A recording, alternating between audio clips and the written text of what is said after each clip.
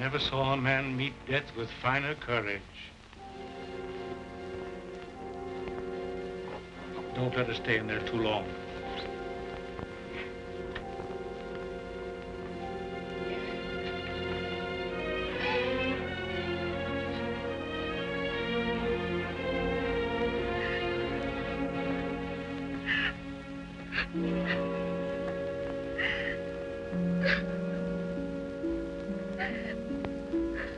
Dearest, is Father well now?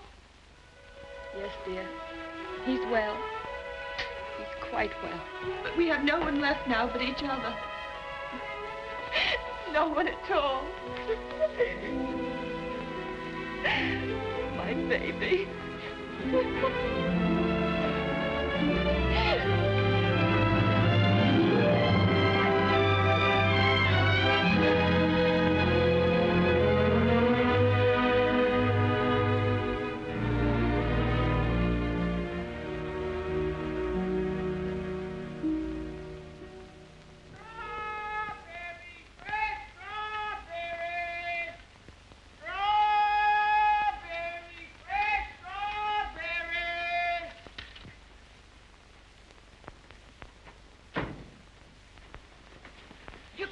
Mary, won't he? Ach, the darling.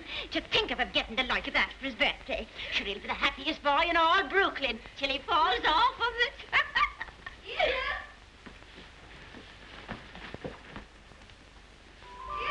All right, Betty.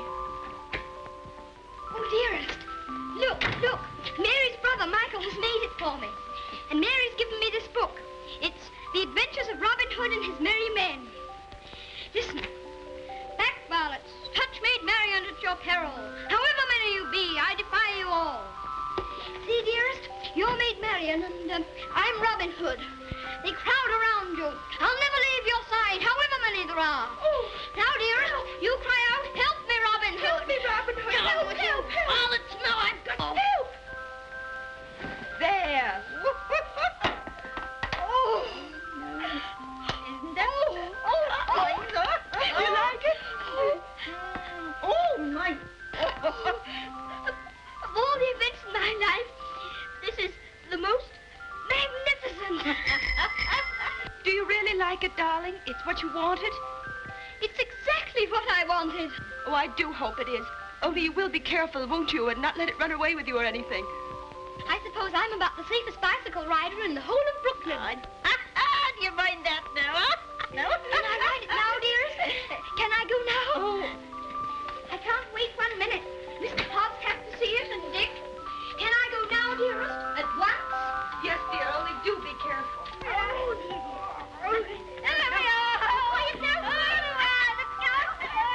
Steady, do be careful of the streetcars because you get off the sidewalk. Wait a minute. Yes. Goodbye, dear. Goodbye. Oh, be careful, be careful, be careful. Be careful, be careful. Good morning, Mrs. McGilligaddy. Good morning, Sadie. A very good morning. How are your bones today, Mrs. McGilligaddy? Oh, none too good after the rainstorm yesterday. Oh, they ate last night something cruel. Ties me up in knots, the rain does. Does it? How very peculiar. But it's a fine day to go bicycle riding. Oh, I suppose so. For them that has bicycles and can ride them. I suppose everybody who has a new bicycle will take it out and ride it today. Glory be to goodness, and whose bicycle might that be? It's mine. It's my birthday present from dearest. Oh, it's a daisy show. Fine enough for the president to ride. And it has all the latest improvements. Oh, sure, it sounds like the bells of St. Patrick. Sure, it's the luckiest boy in the world, child. Well, I'll have to be going. Oh, I nearly forgot. Please choose my apple now, Mrs. McGillicuddy. But would you mind keeping it for me until I get back? Sure.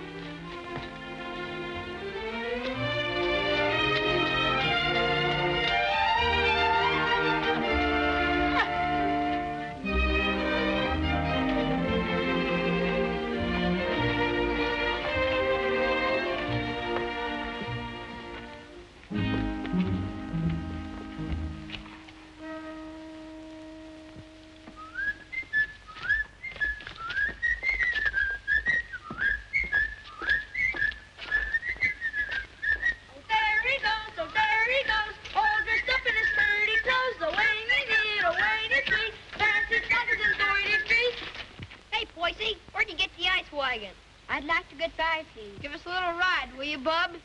I'm sorry, no. Oh, scared I'll get it dirty? No, but I'd rather ride it myself. All right. Hey, English, when'd you get back from dear old London? I'm not English. I'm an American. Now, where'd you get that kind of gab? My father was English, if it's any of your affair. Oh, does your mother know you're out? Don't you dare talk about my mother. Mama's pet, Mama's pet, Mama's pet. I think you'd better take your hand off that wheel. Want to make anything out of it? I want to make you get out of the way. You don't dast, you sissy cat. Sissy cat! Wait a minute, Sadie. Don't let him bluff you. I'll be right there.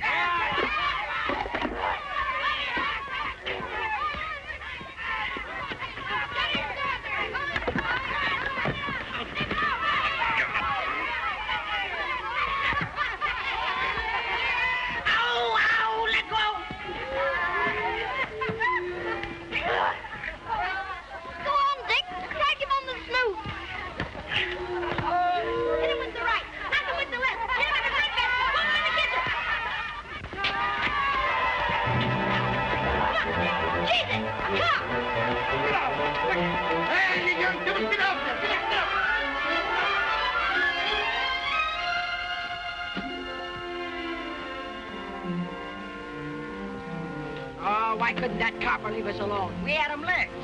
Thanks terribly for coming to my rescue, Dick. Oh, Nix, that makes us even for me giving you the mumps. They didn't even scratch it. Gee willikers, where'd you swipe that? The Earth gave it to me. Isn't it magnificent? It's a Lollapalooza. I want you to be the very first person to ride on it. Oh, thanks.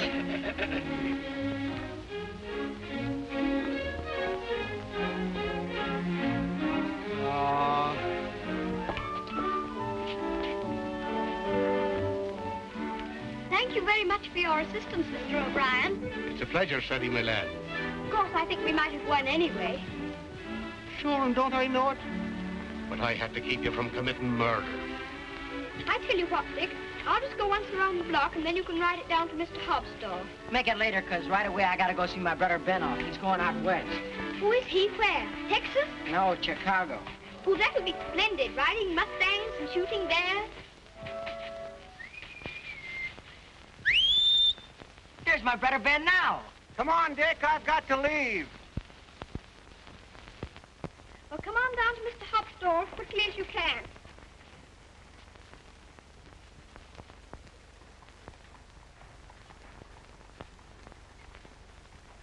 What do you say to a little birthday party? Ginger pop and cookies and some candy. That would be perfect, Mr. Hobbs. Only, Only? well, Dick's coming very soon. And I was thinking, if we could wait. I guess there'll be enough to go around. There's a lump coming, I think. Quite a big one. What are you reading, Mr. Hobbs? Ah, that's the way they go on now. British aristocracy. I've got no use for them. Earls and marquises going around as if they was lords of creation, wearing their coronets. Did you ever know any marquises, Mr. Hobbs? Or earls? I should say not. I'd just like to catch one of them inside here, that's all. I'll have no grasping tyrants sitting around on my cracker barrels. Perhaps they wouldn't be earls if they knew any better. Oh, wouldn't they, though? They just glory in it. It's in them. They're a bad lot. Here you are, Dick. Just in time for Teddy's birthday feast. Gee, Manetti, ginger pop and everything. Here's to your health, Teddy. Many happy birthdays. Thank you very much, Mr. Hobbs. Why, Mary. Come on home, darling. The mistress is wanting you. Oh, glory be. Would you look at your face? I'm very sorry, Mr. Hobbs, but I shan't be able to stay for the feast. Is there anything wrong with Dearest? Not at all, for there's nothing the matter with her. What's happened, Mary? Now, don't be asking me any questions. Queer, strange things happening to it. If you forgive me, Mrs. Errol, you must not disregard the great position to which your son has fallen heir through the death of his uncle, your late husband's brother. But what it amounts to, Mr. Havisham, is that you want to take my boy away from me. Mrs. Errol, you must remember that I'm acting quite impersonally and simply as the lawyer of the Earl of Dorincourt. The Earl of Dorincourt disowned his son and has refused to recognize his grandson until now. Why should I give up my boy? Oh, I'm afraid I've been very stupid, Mrs. Errol. I should have told you. My instructions are that you shall accompany Lord Fauntleroy to England. Oh.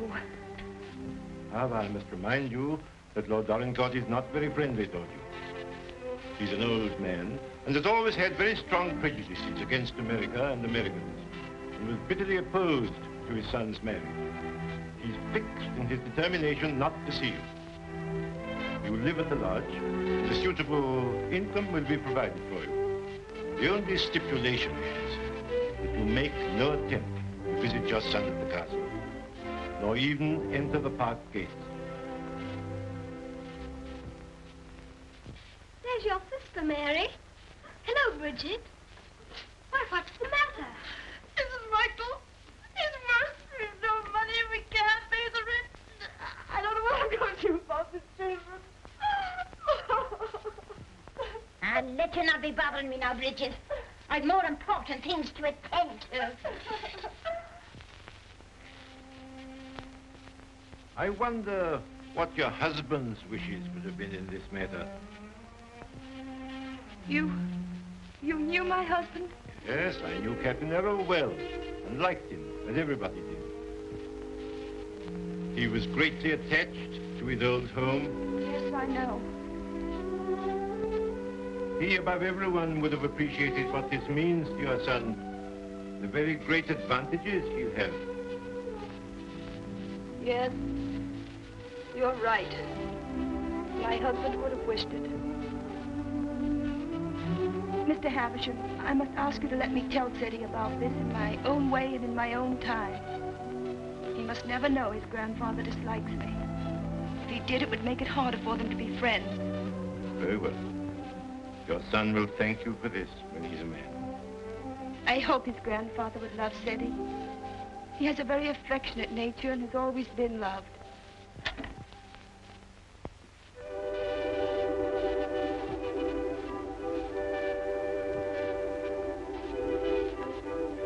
This is Mr. Havisham, dear, whom your grandfather has sent to see us, all the way from England. How do you do, sir?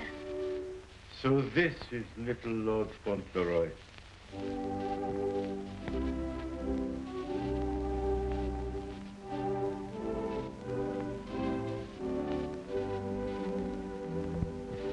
You see, dear, your grandfather has no more children now, and he's very lonely. So he wants us to go and live with him in England. Because he's an earl, and you are his heir, you will have a new name, Lord Fauntleroy. And someday you will be the Earl of Dorincourt. Oh, dearest, do I have to be an earl? None of the boys are earls. Can't I not be one? I'm afraid it can't be helped, dear. Just think, dear. Soon we'll be starting for England. Do we have to go to England, dearest? I'd much rather not. Oh, what will Mr. Hobbs say?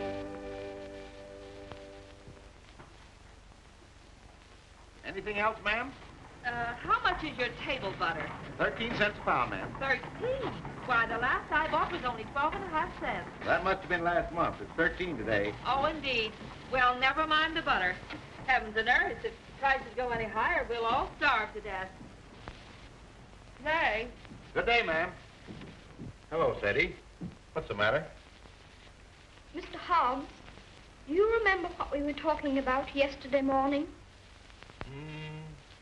It seems to me we was talking about England. Yes, and earls, don't you remember? Oh, yes. We did touch 'em up a little. That's all. You said you wouldn't have them sitting around on your cracker barrels. So I did. And I meant it, too. Just let 'em try it, that's all. Mr. Hobbs, one is sitting on this barrel now.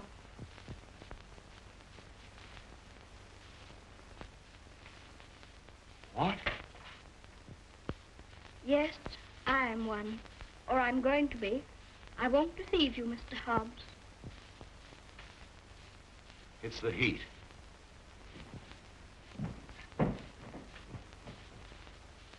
It is a hot day. How do you feel? Got any pain? Thank you, I'm all right. I'm sorry to say it's true, Mr. Hobbs. Mr. Havisham, he's a lawyer, came all the way from England to tell us about it. My grandfather sent him. Who is your grandfather? I couldn't very easily remember it, so I wrote it down. John Arthur Molyneux Errol, Earl of Dorincourt. That's his name, and he lives in a castle. 2 or 3 castles, I think.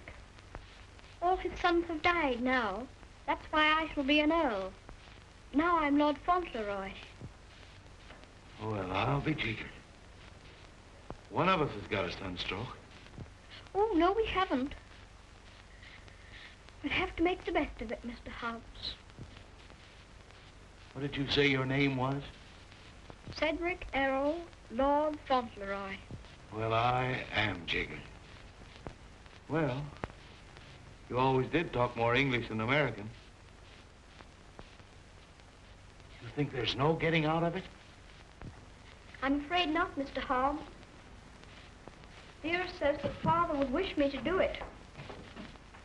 But if I have to be an earl, I can try to be a good one. I'm not going to be a tyrant, Mr. Hobbs. And if there's ever to be another war with America, I shall try and stop it.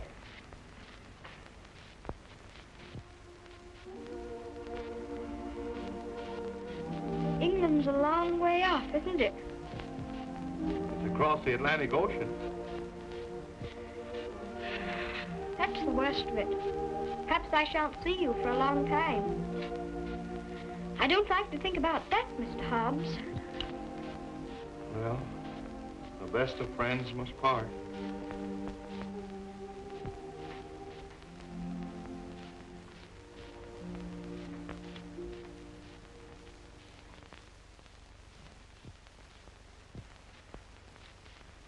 I'm afraid, Mr. Havisham, our American food must seem very strange to you. A little, ma'am.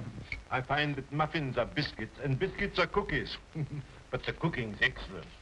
And after all, it's the company that makes a meal exquisite, not the food. Thank you, Mr. Havisham. When you're an earl, you'll give splendid dinners in one of the most beautiful castles in England. Do you know, I'm not sure I know exactly what an earl is. And I think if anybody's going to be one, he ought to know, don't you? Would you mind explaining it to me? Well, someone is made an earl generally because he's done some service to his sovereign or some great deed. Oh, that's like the president. Oh, is it? Is that why your presidents are elected? Yes, sir. When a man is very good and knows a great deal, he's elected president. Then they have torchlight processions, and bands, and everybody makes speeches.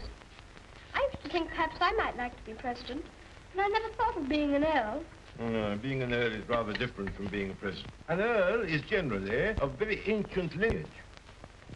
What's that? Very old family. Extremely old. Oh, that's like the apple woman. 100, I should think. She's of such ancient lineage, it'll surprise you how she can stand up. And the rain makes it worse. The first Earl of Dorincourt was created an earl hundreds of years ago. Well, well, that was a long time ago, wasn't it, dear? Many earls have been very brave men and have fought in great battles. I should like to do that myself. My father was a soldier and a very brave man, as brave as George Washington. I'm glad earls are brave. That's a great fountain. Would you excuse me a moment, please? There's someone I must see. Oh, certainly, of course. There's another advantage of being an earl. Some of them have a great deal of money. That's a good thing to have. I wish I had a great deal of money. Do you? Why? Well, there's so many things a person can do with money. A little tent to put her stall in, and a stove. And I'd give her a shawl, because then her bones wouldn't feel so badly. And what else would you do if you were rich? I'd buy Dearest all sorts of beautiful things. Dearest? I call Mother Dearest because Father did. And there's Dick. And who's Dick? Dick's a bootblack. I buy him some new cloths and brushes and a new sign and start him out fair. He says that's all he wants, is to start out fair. Is there anything else? Well, I think Mr. Hobbs would like a gold watch and chain. But what would you get just for yourself if you were rich? Isn't there one particular thing you've dreamed of having? Yes. A pony. But I suppose that would be too much to even dream about. I'm so sorry. A poor woman who was in trouble came to see me. Oh, is it Bridget? Yes, dear. I wish we could do something for her. She has 6 children, and her husband is out of work. He has inflammatory rheumatism, and that's the kind of rheumatism that's dreadful. Before I left Dorincourt Castle, the Earl said that if you expressed any wishes, I was to gratify them and give you anything you desired. Now, here are £5. In your money, $25. If you have any desire to assist this poor woman, I'm sure your grandfather would wish it. Can I have it now? Can I give it to her this minute? May I be excused, please, dearest? Yes, Eddie. Bridget! Bridget, wait a minute. Here's the money. My grandfather gave it to me. It's for you. That's a great deal of money, Mr. Havisham. We've never had very much. I'm just beginning to realize the great power Seti will have. Such a child still. I'm a little afraid. I think from what I've seen of him, that you have nothing to fear. Oh, I hope not. He mustn't be spoiled by all these wonderful changes.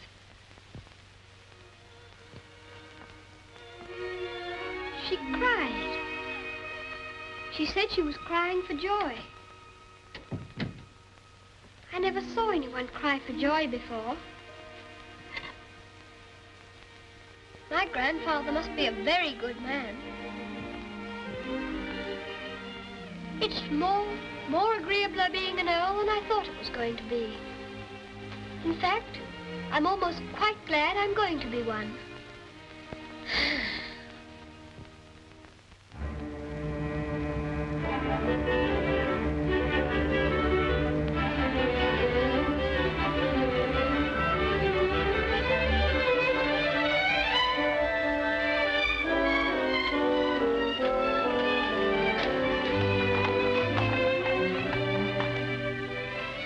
We always liked that little house, didn't we, dearest?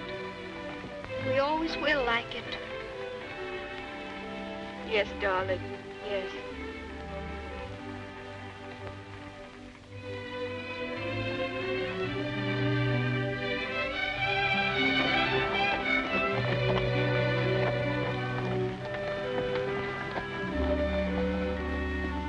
I've come to say goodbye. I have to go to England to be a lord, and I shouldn't like to have your bones on my mind every time it rains. Oh, bless your dear little heart with all your kindness to me. My bones is as quiet as anything. Can I give you a kiss for luck? Of course.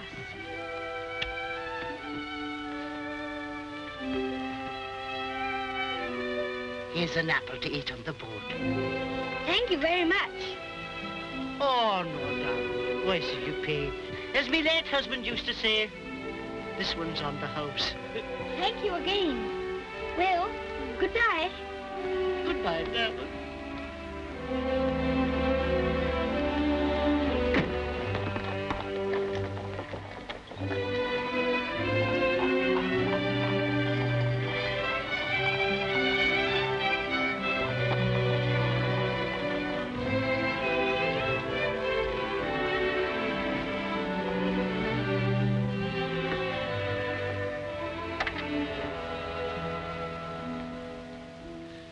Well,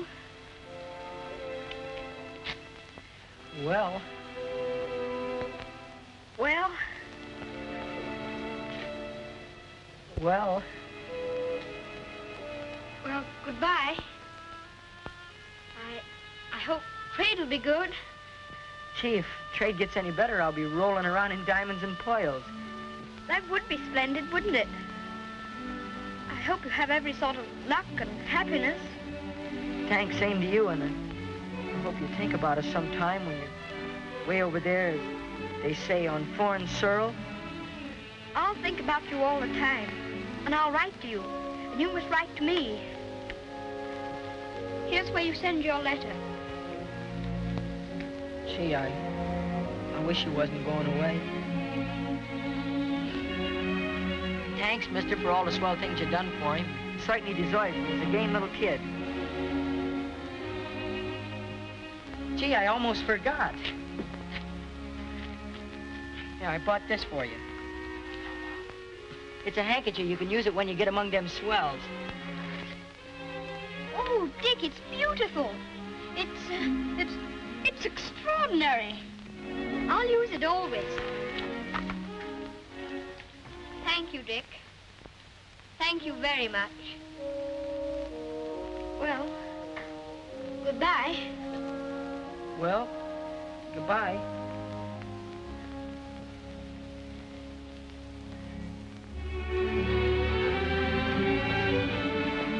Would you mind very much not going in with me? I think this time I'd better be alone. Certainly, I quite understand.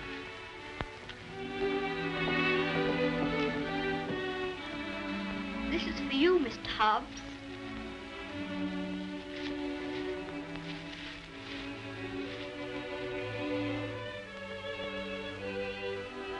It'll look fine when you're smoking it. Why, Sadie, that's just what I wanted for a long time.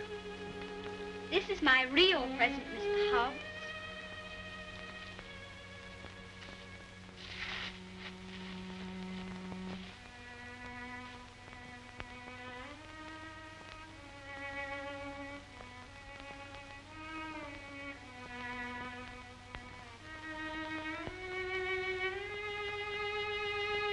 There's something written on it, inside the case. I told the man what to say. You read it.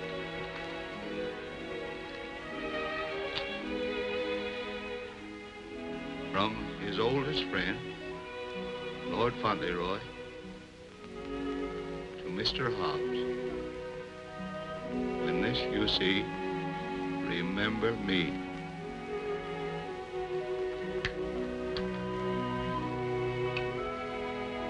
When this you see, remember me. I don't want you to forget me. Oh, I won't forget you. Don't you go and forget me when you go over there amongst those British aristocracy. I shouldn't forget you, whoever I was among. I hope you'll come to see me. Perhaps my grandfather will write and invite you. You wouldn't mind him being an earl, would you? I mean, you wouldn't stay away just because he was one. Oh, I'll come and see you.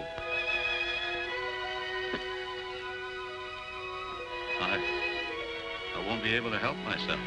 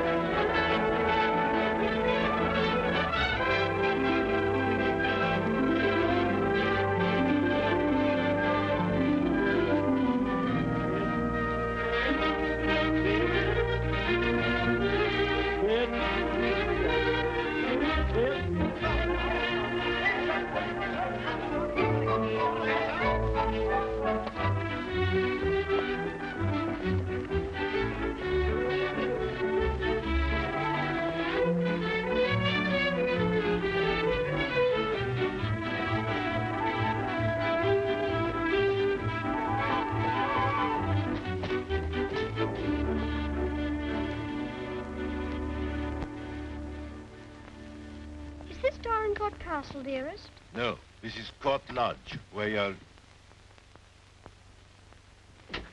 Here's Mary. We had a splendid time in London, Mary. I'm so glad you came before us, Mary. We don't feel so strange finding you here to welcome us. Oh, sure, it is the great happiness I wish you, ma'am, in your lovely new home. This is Mrs. Baines, the cook, ma'am, and that's Susan, the parlour maid. I'm sure we'll do everything, ma'am, to make you comfortable. Oh, I'm sure you will.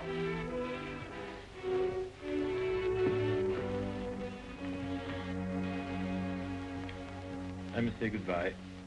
The carriage is waiting to take me to the castle. I must tell the Earl of your safe arrival. He needn't go tonight. I'd so like to have him with me my first night here. No, I'm sure Dorincourt won't expect his grandson tonight. Tomorrow will be time enough. I dread so to tell him that we're not going to live together anymore. I'm a coward, I know, putting it off so long, but it's the most difficult, the most cruel thing I've ever had to do.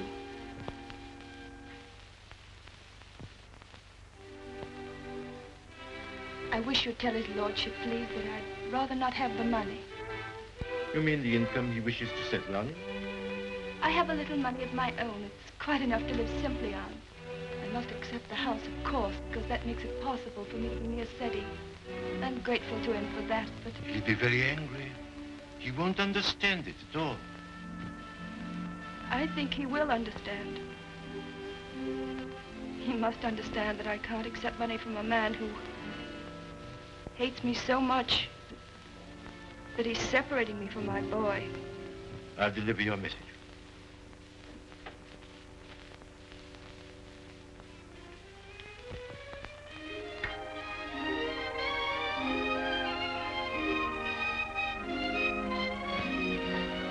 I think it's beautiful here. Don't you, dearest?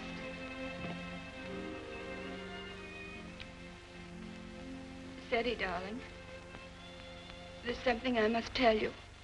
You're not going to understand it, I know. But I want you to believe me, as you always have, when I tell you it's for the best. Tomorrow, Mr. Havisham will take you to your grandfather, and you will live with him at the castle. But I shall not go with you. This pretty house will be my home, and Mary will be here to look after me. But, dearest, you don't mean... You can't mean that we're not going to be together, just as we've always been. Oh, no, I can't. I couldn't. I won't. I won't. Seti, you must be brave and sensible. If there are some things you can't understand now, you'll understand them later. It's best for you to live there. There are good reasons why it is. You mean you want me to go away from you? Of course not, darling. But now you're growing older, and we must trust, help one another without asking any questions. You know, Seti, your grandfather loves you, wants you to love him. He's so kind, he wants you to be happy, to make other people happy. But, dearest, I can't be happy without you. But you won't be without me all the time. I'm not far from the castle here. You'll run in and see me every day. You'll love the castle. There'll always be something new and interesting to tell me. And I'll have things to tell you.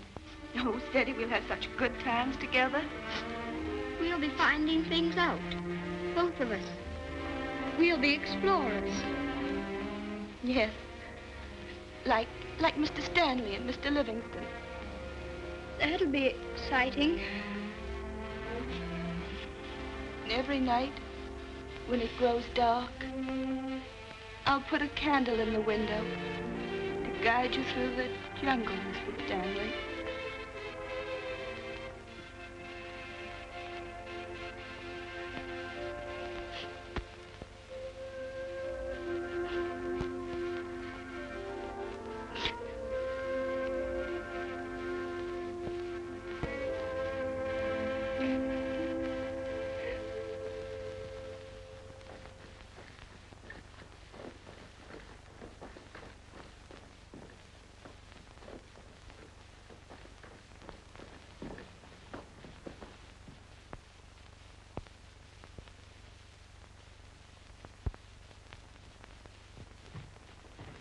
Ah, Newick. How's his lordship? Oh, he's in a rare mood this evening, he is. He told me to evict all the tenants if they weren't paid up. Oh, I dare say that'll be a job to your liking.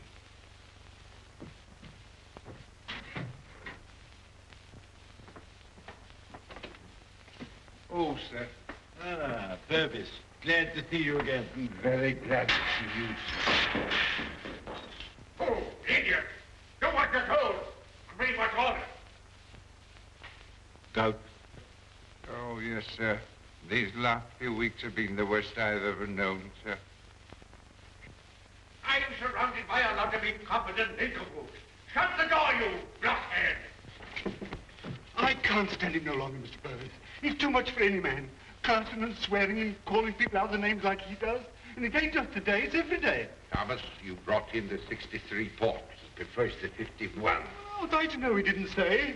Fetch the other bottle. What business you got drinking port anyway in these conditions? I can't feed and house every lady lout in the parish, and I won't. You and your poor.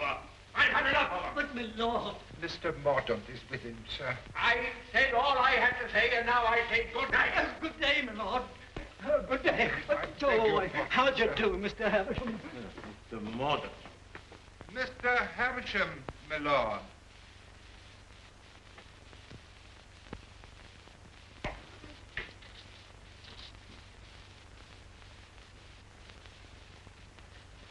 Well, Havisham, Lord? come back, have you? Put that cushion right for me, will you? I careful.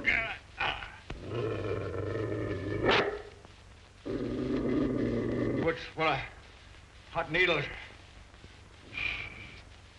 Well, what have you got to tell me? Lord Fauntleroy and his mother are at Court Lodge. They bore the voyage excellently and in good health. Ah. What else? His lordship remains with his mother. I'll bring him to the castle tomorrow. Oh, go on. Tell me everything. What sort of a lad is he? Never mind about the mother. What sort of a lad is he, I say? It's rather difficult to judge the character of a child of 9. A fool, huh? Clumsy cub. I don't know much about children, but I thought him rather a fine lad.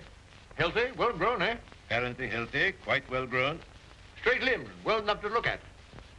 Rather handsome, my lord, as boys go. Huh. Although I'm scarcely a judge. I dare say you'll find him a little different from most English children. Oh, no doubt of that. American children are the most impudent and worst brought up in the world. I've heard that often enough. In his case, I would hardly call it impudence. The difference is, I think, that he's lived more with older people than with children. And I should call it a mixture of maturity and childishness. Exactly. Beastly, impudent, bad manners. That's what it is. I have a message to deliver from Mrs. Errol. I want none of her messages. The less I hear of her, the better. But this is rather an important one. She prefers not to accept the income you propose to settle on her. What's that? What do you say? She says it's not necessary. That is, the relations between you are not friendly. Not friendly? I should say they were not friendly.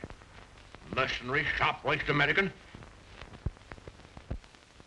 Lord, you could hardly call her mercenary. She's asked for nothing. Ah, all done for effect. She thinks she can wheedle me into seeing her. Thinks I shall admire her spirit, but I don't. She shall have the money sent to her whether she likes it or not. She won't spend it. I don't care whether she spends it. She shall have it sent to her. She shan't tell people that she's got to live as a pauper because I'm doing nothing for her. Huh?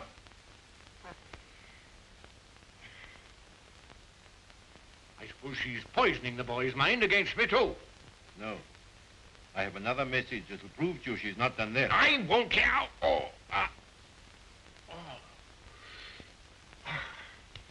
She asks you not to let Lord Fauntleroy hear anything that might lead him to understand that you're separating him from her because of your prejudice against her. She says he wouldn't comprehend it. That it might make him fear you in some measure, or at least cause him to feel less affection for you. She wants there to be no shadow on your first meeting. Come now, Havisham, come now. You don't mean the mother hasn't told him? Not a word, my lord. Nothing has been said to the boy to give him the slightest doubt of your perfection. She's prepared to believe you the most amiable and affectionate of grandparents. In fact, he already regards you as a wonder of generosity.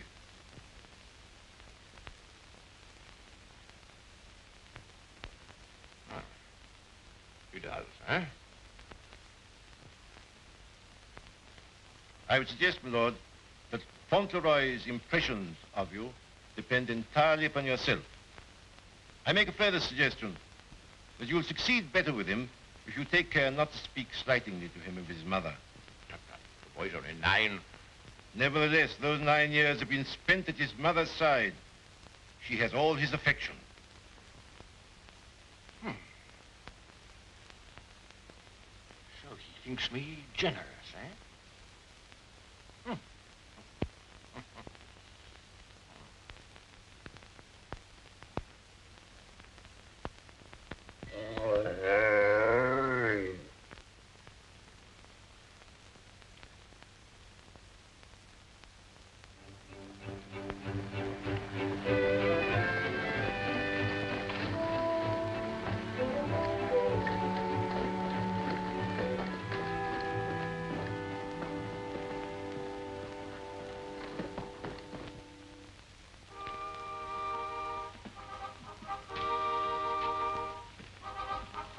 Purvis, this is Lord Fauntleroy.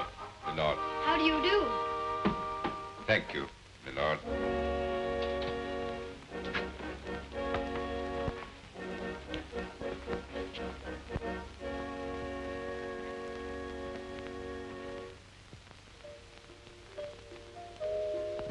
My lord.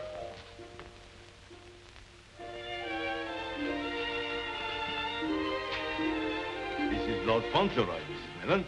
Lord Fauntleroy, this is Mrs. Mellon, the housekeeper. How do you do, ma'am? I shouldn't know his lordship anywhere, sir. He has the captain's face and way. Oh, was it you who sent the cab? I'm ever so much obliged to you, ma'am. How do you do? He's a great day, this, sir. Where's his lordship? In the library, sir. Lord Fauntleroy is to be sent to him alone.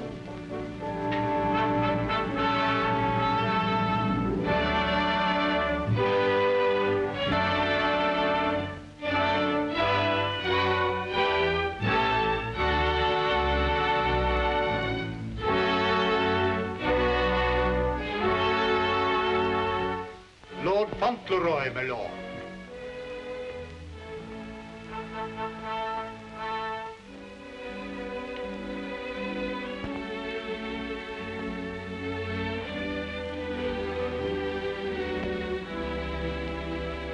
Dougal, come back, sir.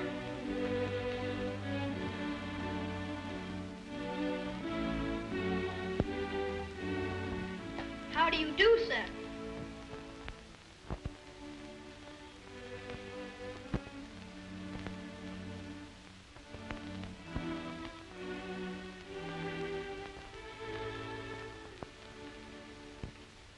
Are you the Earl? I'm your grandson that Mr. Havisham brought. I'm Lord Fauntleroy.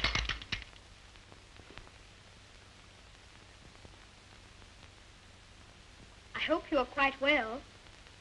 I'm very glad to see you. Ah, you're glad to see me, are you? Yes, very.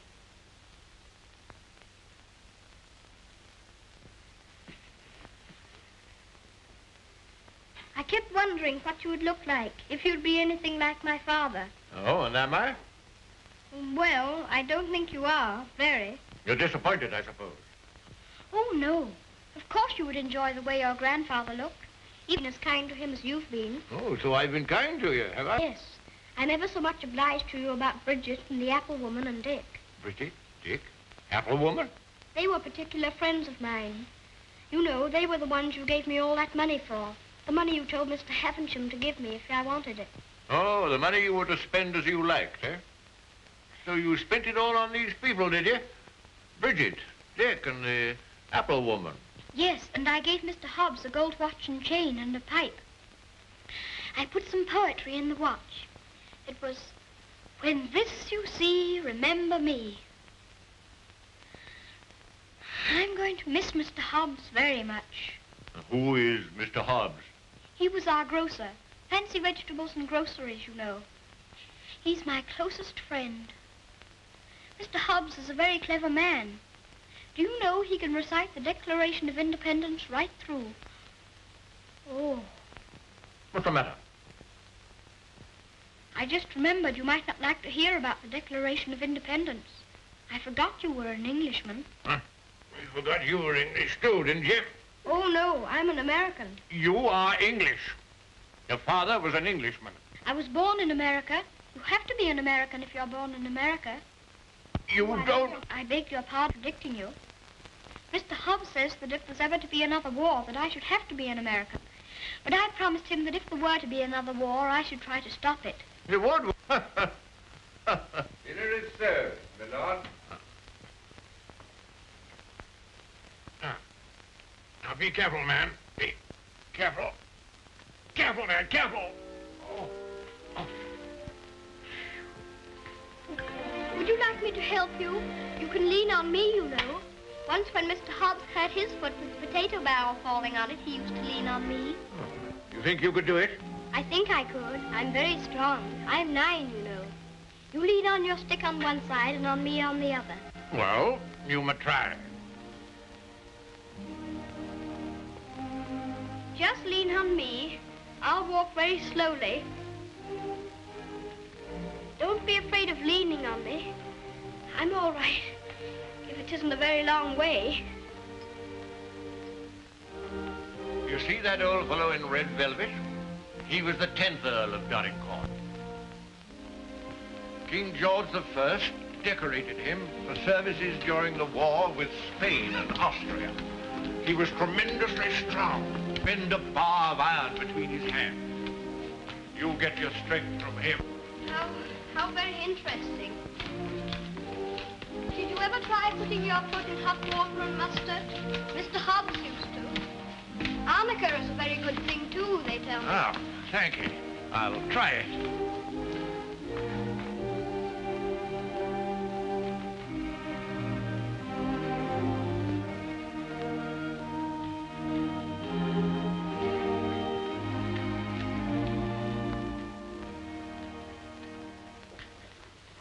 It is warm, isn't it? A person can't help getting warm in the summertime.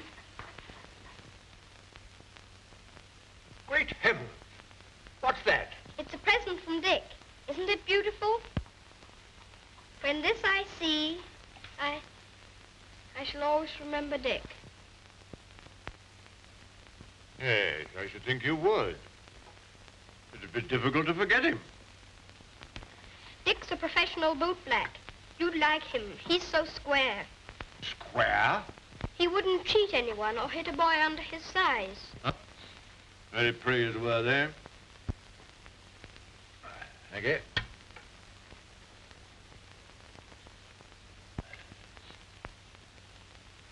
What's the matter? Don't you like your soup? Oh, yes.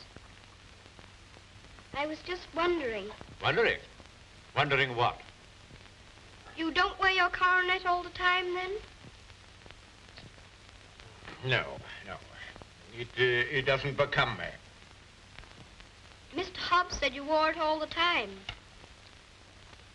But after he thought it over, he said he thought you must take it off sometimes to put your hat on.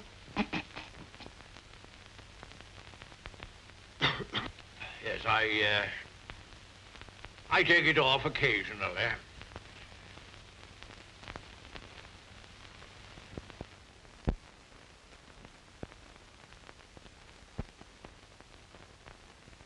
You must be very proud of your house. I never saw anything so beautiful. But it's a very big house for just 2 people to live in, isn't it? Oh? You think it's too large? Well, I was only thinking that if 2 people lived in it who were not very good companions, they might get a little lonely sometimes. Hanky, do you think I shall make a good companion? Yes, I think you will. I think you should be almost as interesting as Mr. Hobbs. Huh. Mr. Hobbs and I were very great friends. He was the best friend I had, except...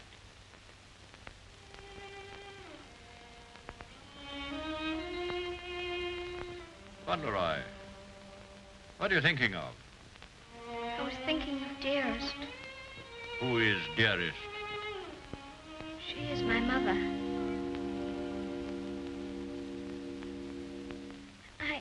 I think I'd better get up and walk up and down.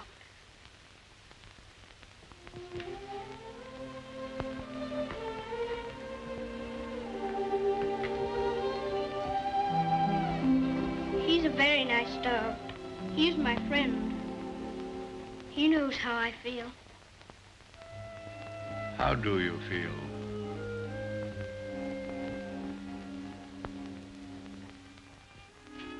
Come here.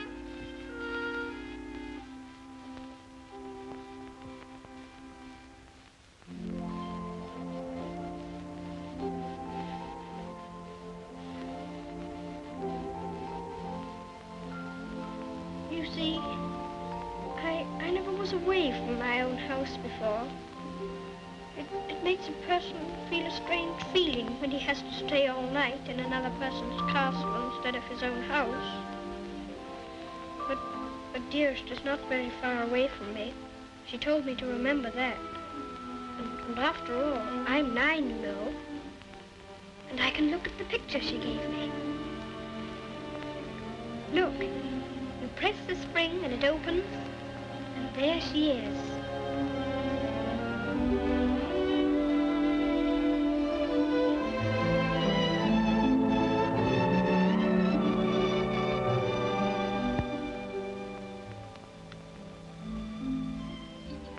And I suppose you think you're very fond of her.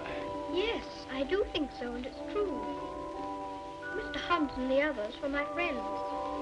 But Dearest is my close friend. My father left her to me to take care of. When I'm a man, I'm going to work and earn money for her. Oh, what do you think of doing? Well, I did think of going into business with Mr. Hobbs. But I should like to be president. We'll send you to the House of Lords instead. Well, if I couldn't be president, and if that's a good business, I shouldn't mind. The grocery business is dull sometimes. Yes, so's the House of Lords. But it's the business that every Earl of Dorincourt goes into. I shall have to talk to Dearest about it.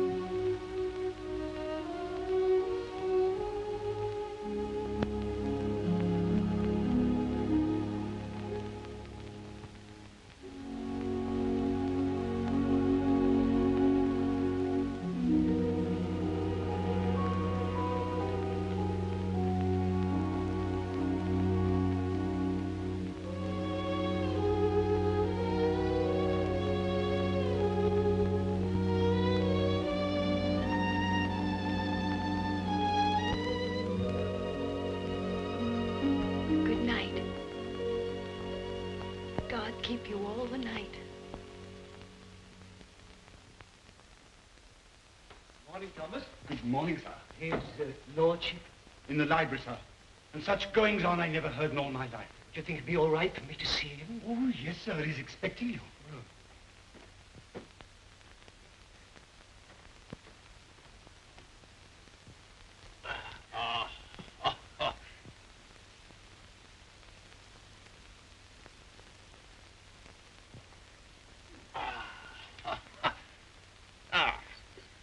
Morning, Mordaunt. Found a new employment, you see. Any good at marbles, Mordaunt? My muscles are a little stiff, my lord, but I'll see what I can do. Oh, pity about that. I'd forgotten about your age.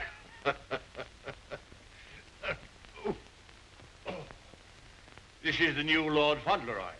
Fauntleroy, this is Mr. Mordaunt, rector of the parish. I'm very glad to make your acquaintance, sir.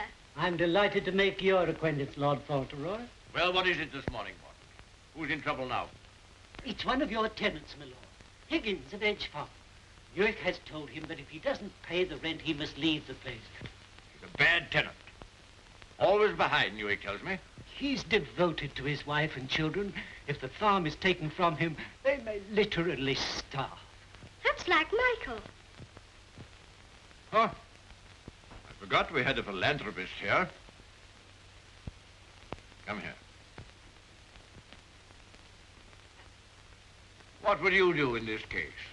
Well, if I were very rich, I should let him stay and give him things for his children. Nonsense. You're Lord Fauntleroy. Time you learn to deal with these situations. You can write, can't you? Yes, but not very well. Well, go over to the desk and write Newick his orders.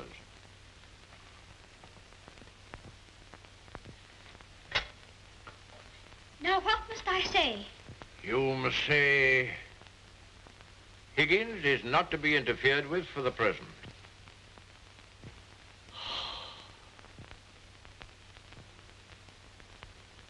And sign it Fauntleroy.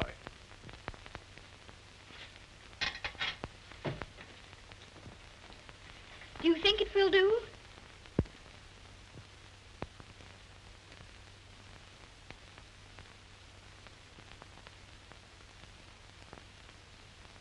Yes.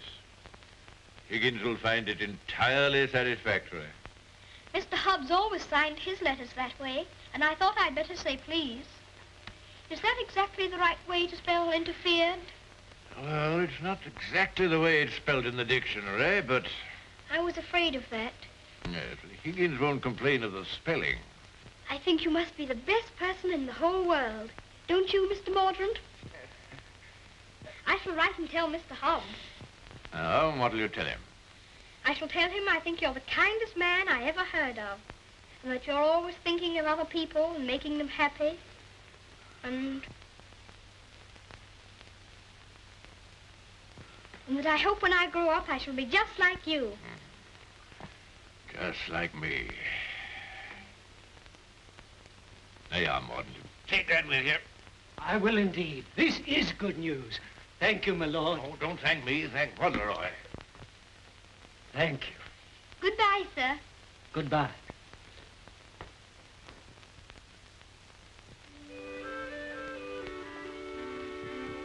May I go to see Dearest now? I think she'll be waiting for me. There's something for you to see in the stables first. Ring the bell. In the stables?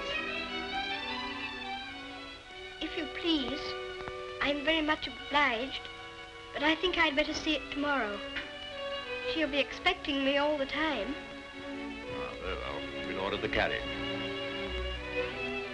And you don't care to see what's in the stables? Oh, I do, I do. Oh, it doesn't matter. It's only a pony. Pony? Whose pony is it? Yours? Mine. Yes. Oh, I never thought I'd have a pony. I never thought that. How glad Dearest will be. You give me everything, don't you? Wouldn't you like to see it? Of course I want to see it. I want to see it so much I can hardly wait. But I'm afraid there isn't time. You must see your mother this afternoon. You can't put it off till tomorrow?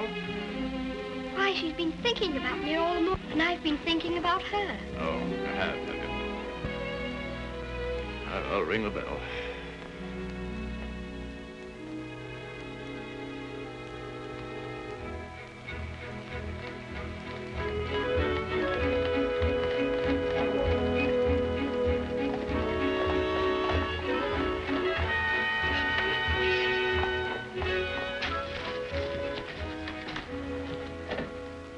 Let me give you your stick. Just lean on me when you get out. I'm not going to get out.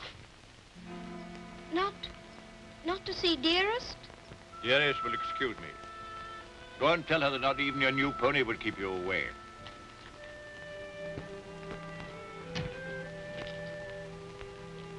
She'll be disappointed. She'll want to see very much. I'm afraid not. The carriage will call for you as we come back. Drive on, Jeffries.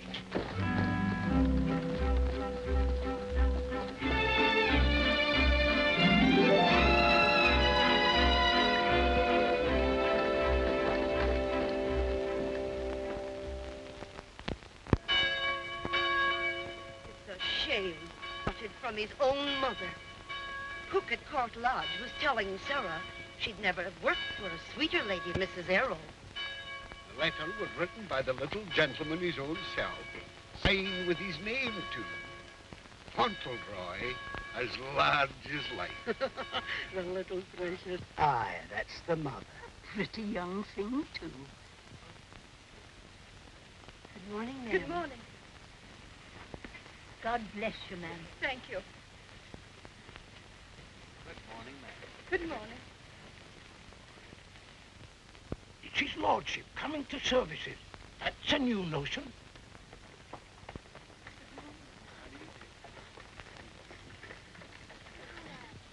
say even his gout's improving. Look at the young lord. He's Captain Cedric all over again. He's the captain's salt of a life.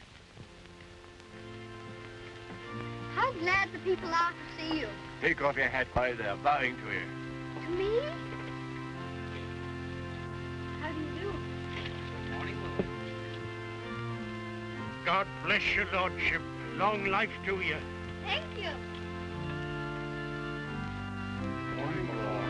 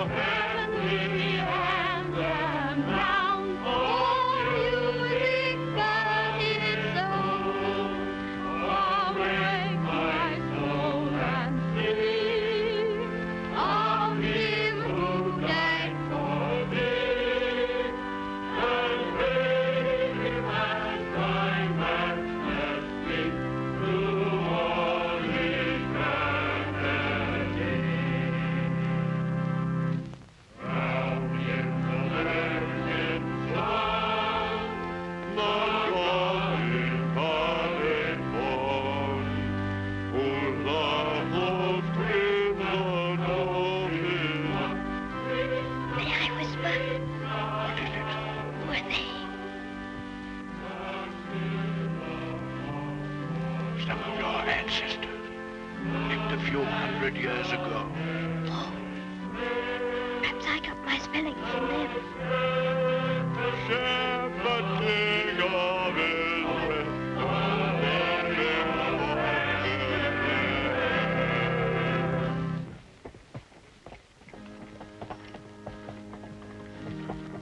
Well, Higgins?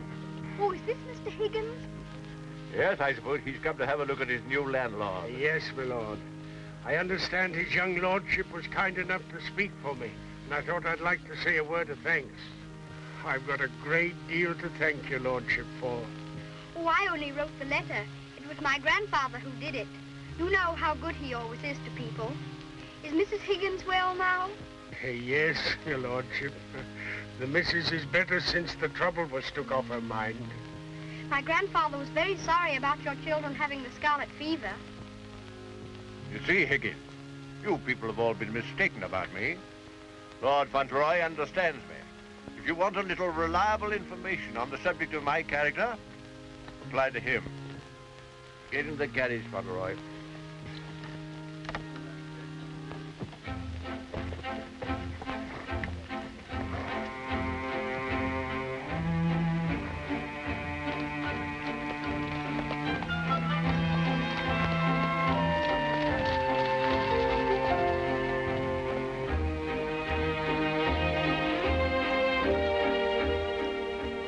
Your mother very much? Yes, sir. I miss her all the time. You don't miss her, do you? I don't know her. I know, and that's what makes me wonder.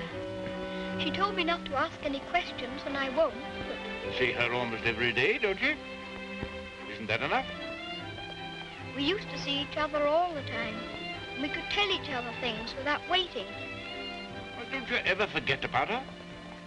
No, sir, never. I shouldn't forget about you, you know. If I didn't live with you, I should think about you. All the more.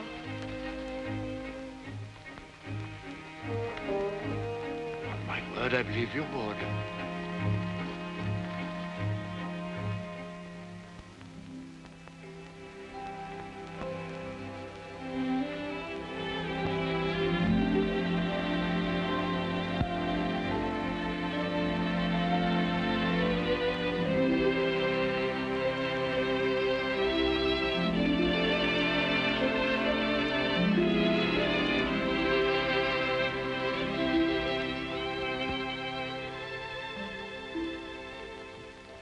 is such a good Earl, he reminds me of you. He is a universal favorite. Well, reminds me of you. Think of that now. He's known this Earl only a little while, and we was lifetime acquaintances. I don't know as I want him to be reminded of me by this Earl. They've been using influence on him, I bet you. You're right. They got twisty ways, those aristocrats. They'd wheedle their little finger around your heart as soon as look at you. All for their own purposes, mind. It's a pity they're making an oil out of him. Yeah. He would have been a shining light in the grocery business. A shining light. Do you know any particulars about that stuff, like castles and oils? No, not much. Except they're haughty and mean.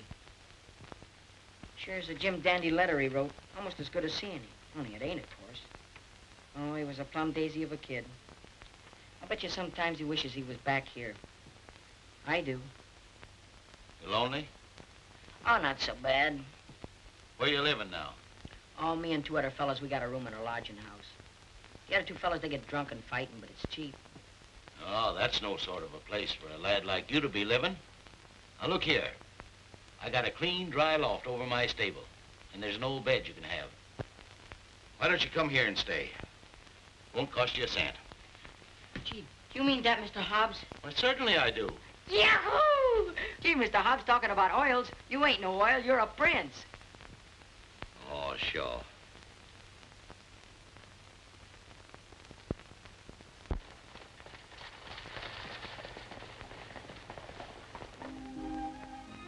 I wonder whether he will have an American accent.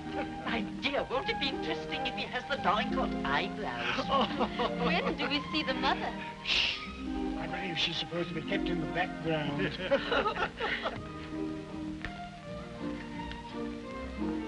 Well, Molyneux, is this the boy? Yes, Constantia, this is the boy. Fauntleroy, this is your great aunt, Lady Lorridale. How do you do, great aunt? How do you do, young man? You're like your father. I loved him more than most people in this wicked world. Oh, did you know my father? Know him? Of course I do. Oh, then you must meet Dearest. She will enormously like to talk to you about him. You see, I was the only one she could talk about him to who knew him.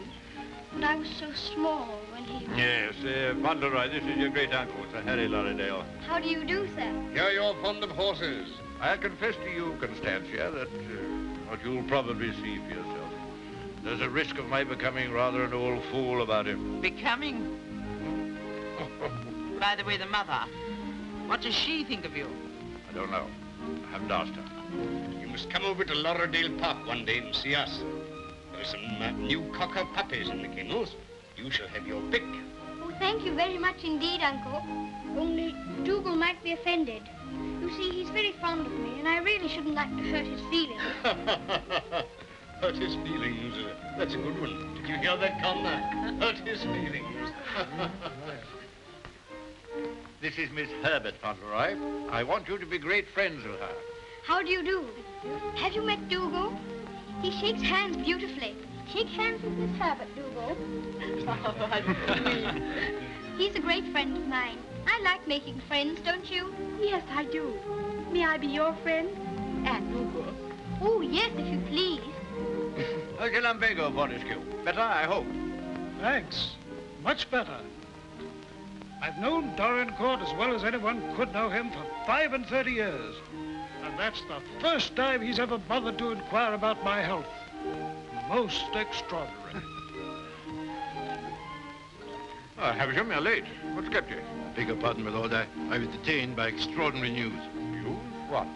What news? Not now, if you don't mind. Later, my lord, later.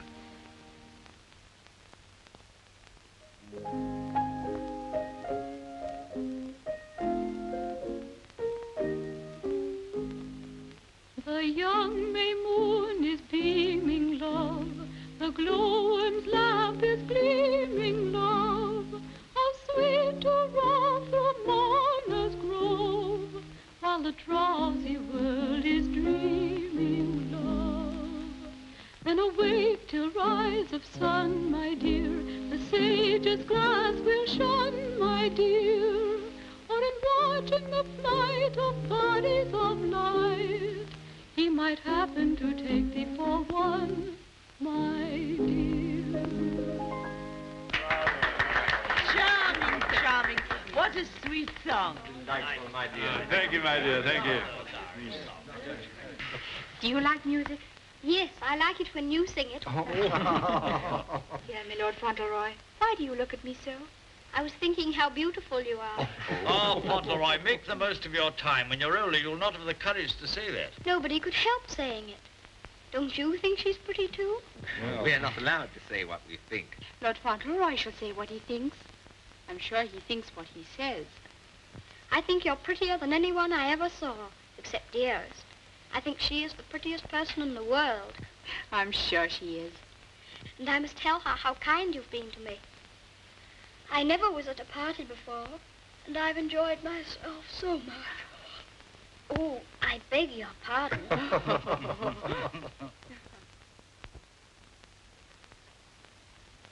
Good night, little Lord Fauntleroy. Keep well. Thank you very much.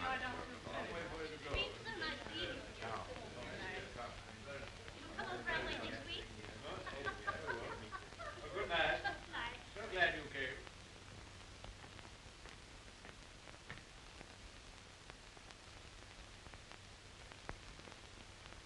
Well, Havisham, what the world's the matter? Something serious must have happened to make you behave like this. What is it? It's bad news. The very worst of news, my lord. I'm sorry I have to be the bearer of it. Why do you look at the boy so? You hang over him like a bird of ill omen. Has it anything to do with Fauntleroy? My lord, I waste no words. My news has everything to do with him. If we're to believe it, it's not Lord Fauntleroy who lies asleep before us, but only the son of Captain Errol. The present Lord Fauntleroy is the son of your boy Bevis, and at this moment is in a lodging house in London. What do you mean? You're mad. It's a lie. An abominable lie. If it's a lie, it's painfully like the truth. A woman came to my chambers this morning and told me that she married your son Bevis in London 11 years ago. She showed me the marriage certificate. The child was born shortly after Bevis deserted her and was taken by her to America. Oh, the woman's obviously an imposter. It's a trumped-up fraud. I'm afraid not, my lord. I saw the boy's birth certificate. She's, I'm afraid, a very ignorant person. But she's consulted a lawyer who advises her that her son is, of course, Lord Fauntleroy and the rightful heir. She demands that his claim be immediately acknowledged. I'll protest this to the last. I'll disown Bevis's boy. I'll have nothing to do with him or his mother. You can't disown him, my lord. Nothing we can do can keep the eldest son's child from his inheritance.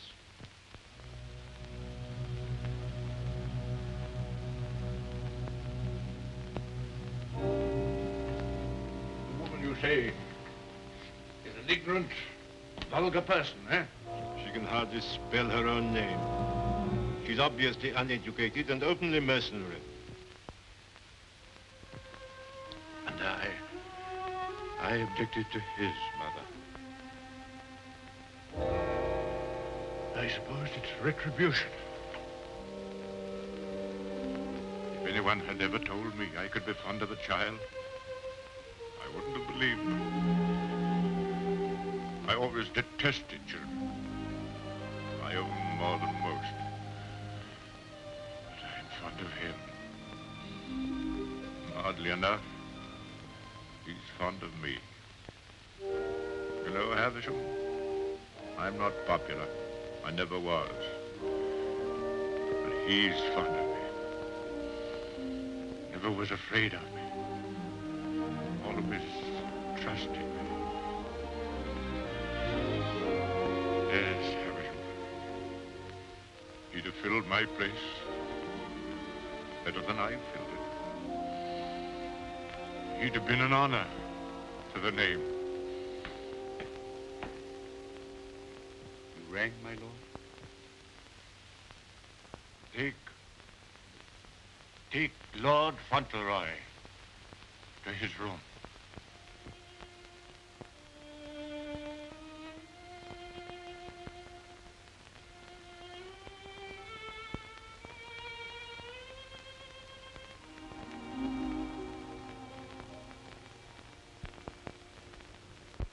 What a pity. The boy's a thoroughbred if ever there was one. I suppose you may say it's a judgment on Molyneux. But that boy, the first human being he ever loved. Will Molyneux take the case to the courts, do you think? Can't tell, he's obstinate enough. Courts of the devil. You go in with your best suit, buckles on your shoes, and come out as nature made you. Bless my soul, Constantia. Whoever would have dreamed that I'd have felt sorry for the old boy? I wouldn't have minded our having a boy like that, Harry. Yes. Bit of luck for us, old girl, if we had. I'll tell you one thing. If his little lordship loses his title, the village loses the best friend it has. Aye, that's right. And I'll tell you another thing. It'll drive the Earl mad if this goes wrong for him. Why, he's been so proud of the boy, you'd hardly believe it if you knew him for what he was before. And the new one's no lady, that's sure. Bold-faced thing, that's what she is. The dark-eyed, brazen-faced wench. Yes, the Earl come in now with Mr. Avisham.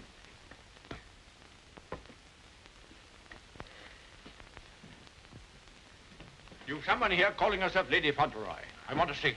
Aye, come the ways, my lord. This way, my lord.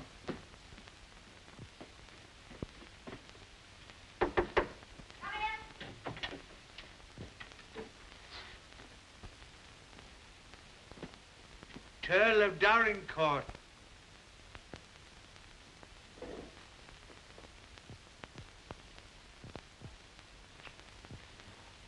Pleased to meet you, I'm sure, my lord.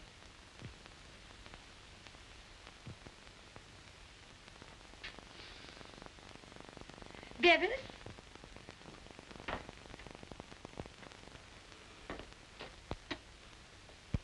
Go shake hands with your grandpa.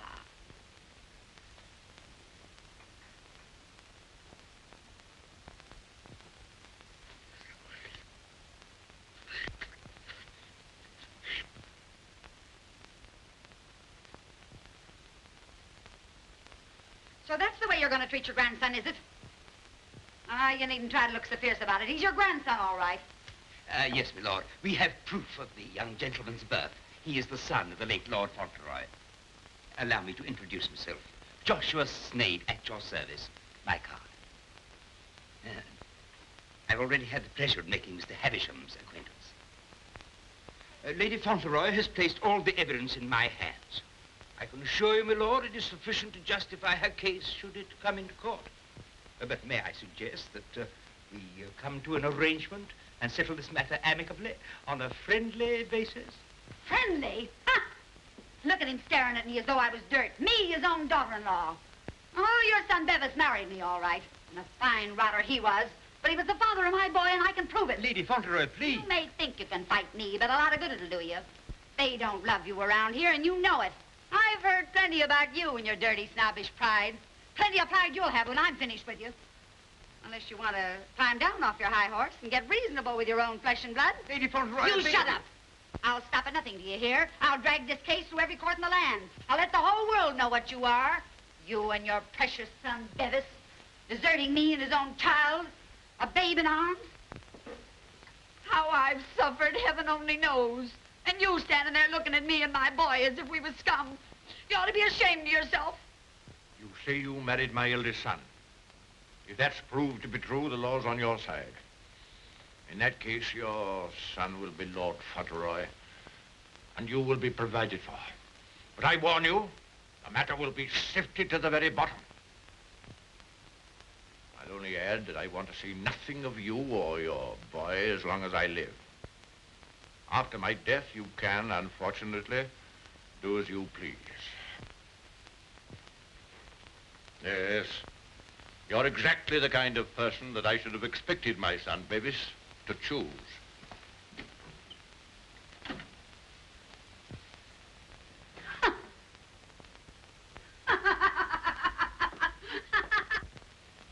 I'm afraid, Dorincourt, there can be no two opinions. At least that's how I see it. You agree, Semple? Yes, I'm afraid we can see it no other way. But it's monstrous. That woman, that boy, are utterly unfit. Alas, the law can take no cognizance of such things. I sympathize, Dorincourt, more than I can say. Sympathize? What's the use of that? If we take it to the courts, you think there can be only one result? I'm afraid so. The birth certificate, everything we have, point the same way. If you take it to court, you'll have the expense and the notoriety, and only, I fear, one possible result. Perhaps the boy won't turn out so badly as you fear. Perhaps you can do something with him. That boy? That oaf?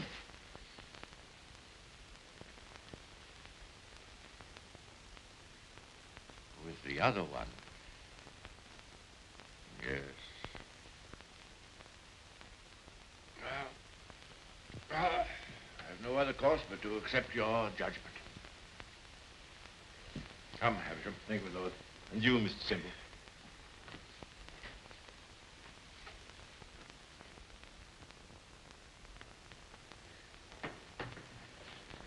It's the Earl, ma'am. The Earl himself. Show him in.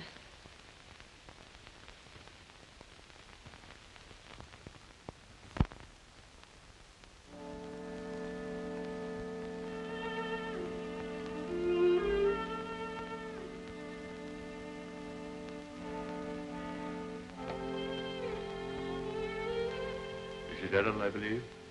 Yes, I'm Mrs. Errol. I'm Lord Dorincourt. The boy's very like you. People have often said so. I'm glad to think he's like his father, too. Yes, he is. Like my son. Won't you sit down? Thank you.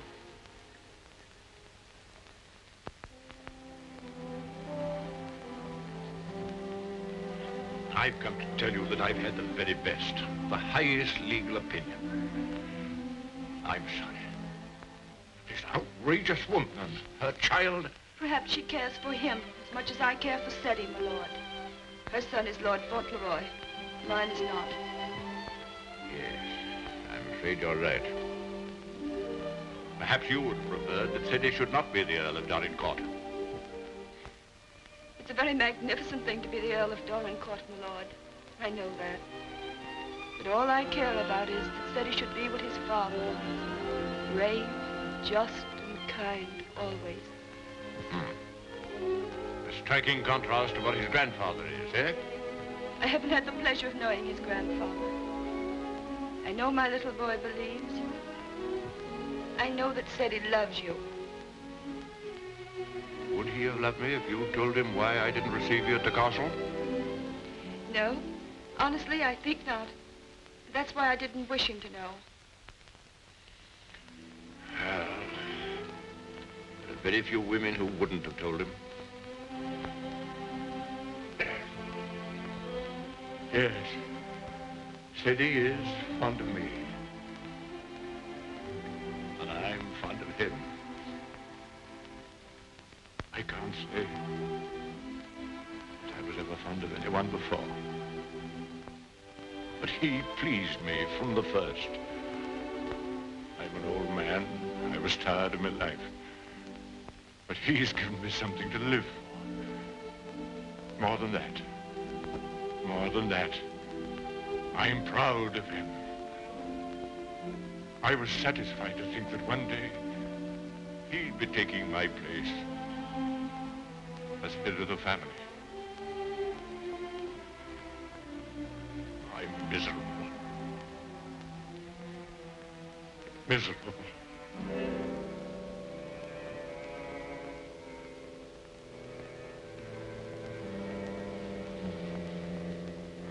Much troubled, you must be tired. And you need all your strength. Thank you.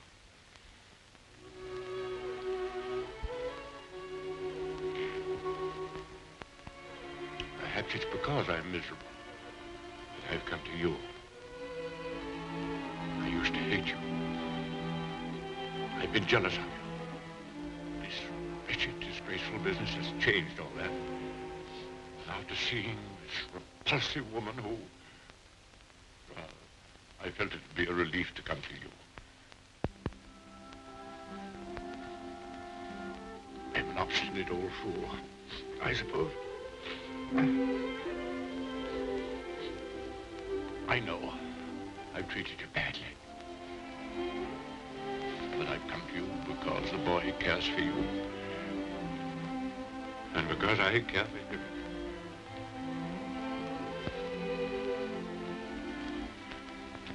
treat me as well as you can. For the boy's sake.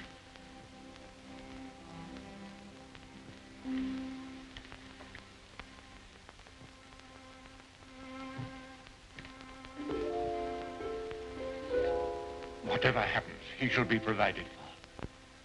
Sadie shall be taken care of now and in the future. Always. Thank you. You like the house? Oh, very much. It's a cheerful room. May I come back again and talk this matter over? As often as you wish.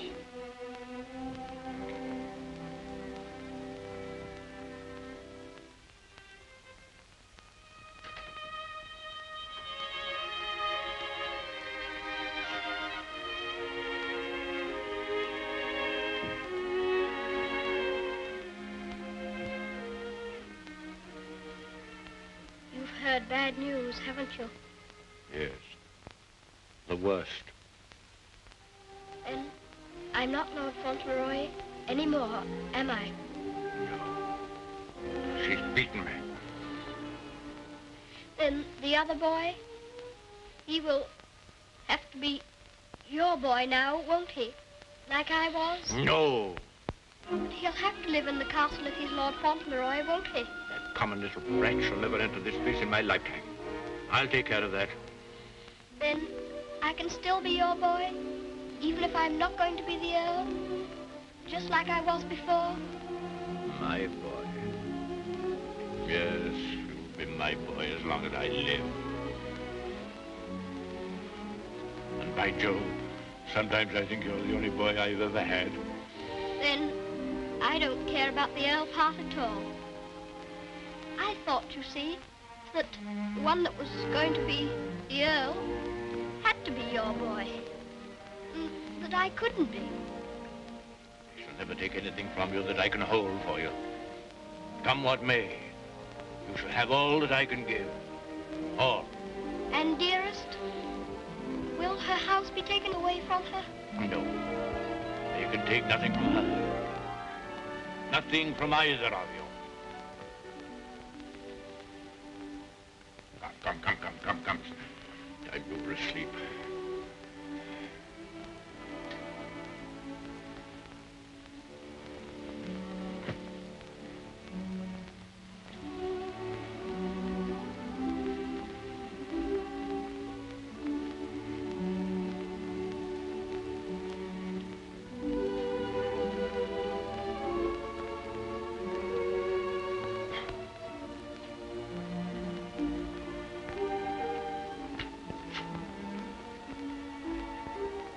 Good night, Grandfather. Good night, my boy.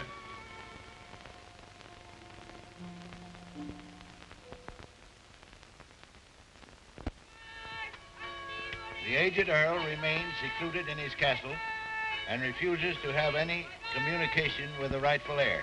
Oh, we know that stuff. They've been printing that for the past weeks. Is there anything new about SETI? Yes, here it says, the prospects do not look very bright for the false claimant, Cedric Earl of Brooklyn. Well, I'm jiggered. At last, they've succeeded in robbing him out of being an earl. I thought you was against oils. So I am. Ain't it just like him? Cheating the poor kid out of his rightful estates? Now, what's going to become of it? I know one thing. He done everything in a well for me, and he can always come back here and have half of my shoe shining business. Well, now, I'll tell you, Dick. I'd always had it in my mind that SETI would come in with me someday. He'd be a shining light in the grocer business. The new Lady Fauntleroy was formerly an actress.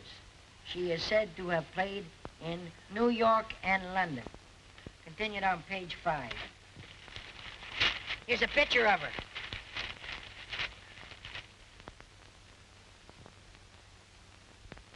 Holy mackerel. What's the matter? Here, look at this. It's her. Her? She ain't no aristocrat, she ain't. I know her as good as I know you. It's Minna, Ben's wife. Your brother? Sure. You mean it's some kind of hocus pocus? Sure I do. Well, I'm jiggered.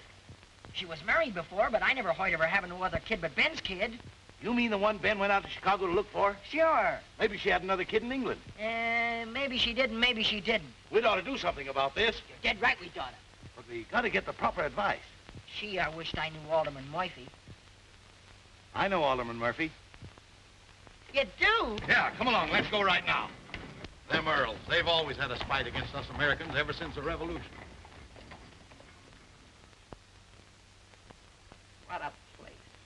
What a hole. I'm sick to death of it.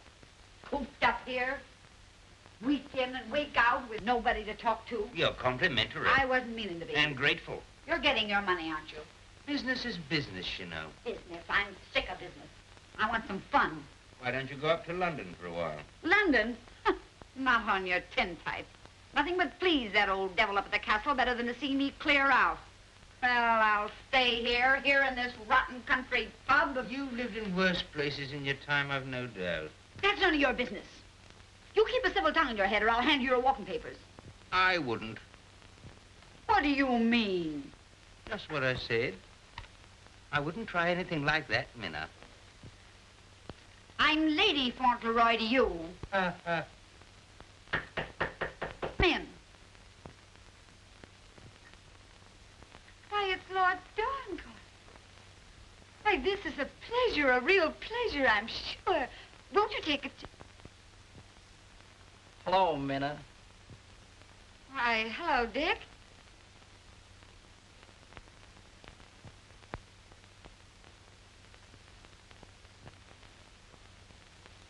Why, Ben. What are you doing here? Where have you been all this time? You know her?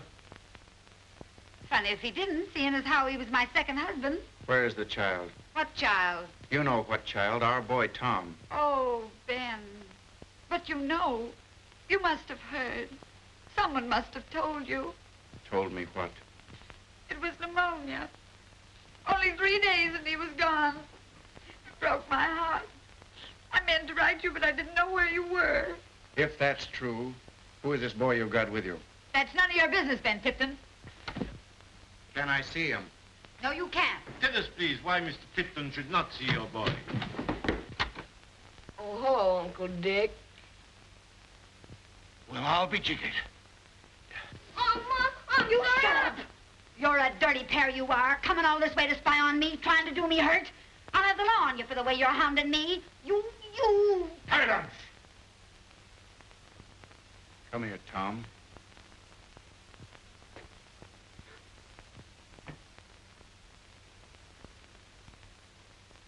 I knew nothing of this, my lord, I assure you. There's a little matter of a forged birth certificate. But I swear to you... Oh, never mind, Havisham. I've had enough of this. Too much. The sooner the pair of you are out of this country, the better. Come on, Havisham. You'll be sorry for this, you will. It's prosecution, that's what it is. It's robbery.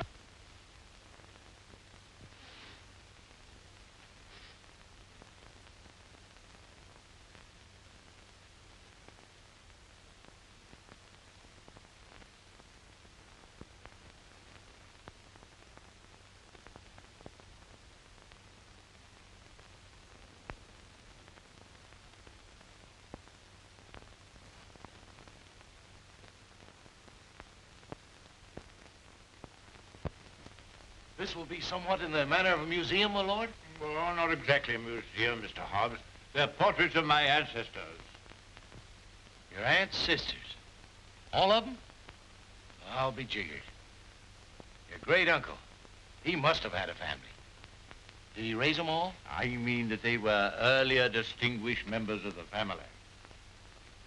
Do you know, Earl, I used to have a very poor opinion of you aristocracy, but I've changed. I'll take you, for instance. You're a pretty good sort, even if you are an earl. I'm very gratified.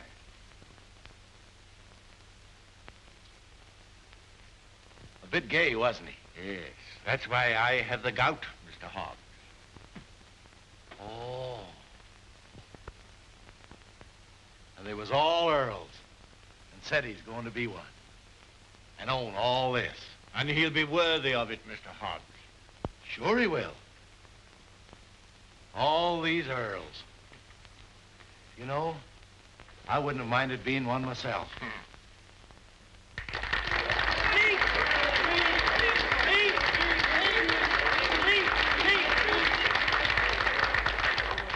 very much.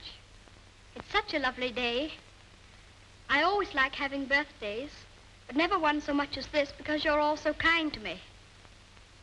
My grandfather wants everybody to be happy and comfortable, and I'll want it too when I'm grown up. I think that's all because I'm not very good at making speeches, but I must say that I'm very much obliged to you for liking my birthday. Ripping little nipper. Ain't he a daisy? I'll bet you Boyd's elect him king someday. I didn't know the little fella could talk so good. Why, he makes a better speech than Alderman Murphy. By Jove. Well, I'll be jiggered. And I've another birthday present for you. Another one besides all the things this morning? Yes, the best of them all. Oh, dearest! Oh, dearest! Oh, dearest, I was wanting you here. I was wanting you here so terribly much. Were you, darling? Fauntleroy, your mother's come to live with us in the... To live with us? To live with us for always? Are you sure you really want me? We've always wanted you, but we weren't exactly aware of it. Well, Mr. Hobbs, it's so nice having you here with us. I dread to think of you ever going back to America. Not to live there. Not to live there. America's a good enough country for them that's young and stern, but there's faults in it. There's not an aunt's sister among them. Nor an earl.